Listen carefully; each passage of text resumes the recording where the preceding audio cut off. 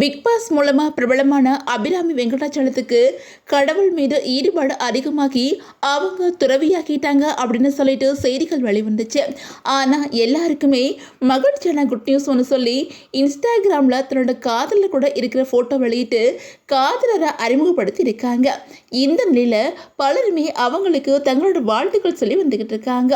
அந்த வகையில் நடிகை அபிராமி கண்ட்ரோல் ஆல்ட் டெலீட் அப்படிங்கிற வெப் சீரிஸ் நடித்து சினிமாவில் என்ட்ரி கொடுத்தாங்க.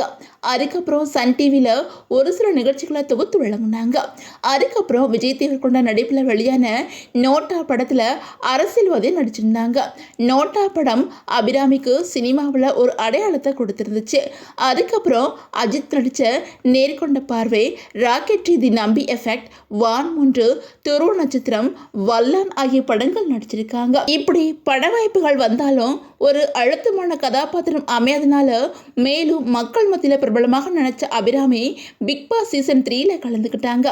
இன்னைக்கு வர ரசிகர்களுக்கு பிடிச்ச சீசனா பிக் பாஸ் சீசன் 3 தான் இருக்குது. ஆனால் அபிராமி போன வேகத்திலேயே பிக் பாஸ் வீட்டை விட்டு வெளியேறிட்டாங்க.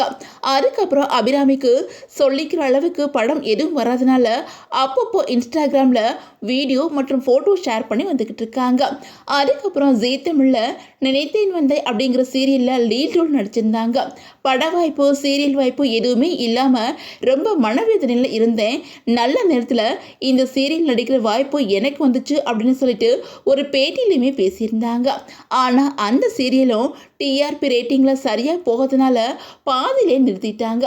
அதுக்கப்புறம் ஆன்மீகத்தில் அதிக ஈடுபாடு கொண்ட அபிராமி ஈஷா யோகா மையத்தில் வெள்ளை ட்ரெஸ்ஸில் கண்ணீர் கூட ஒரு வீடியோ வெளியிட்டிருந்தாங்க.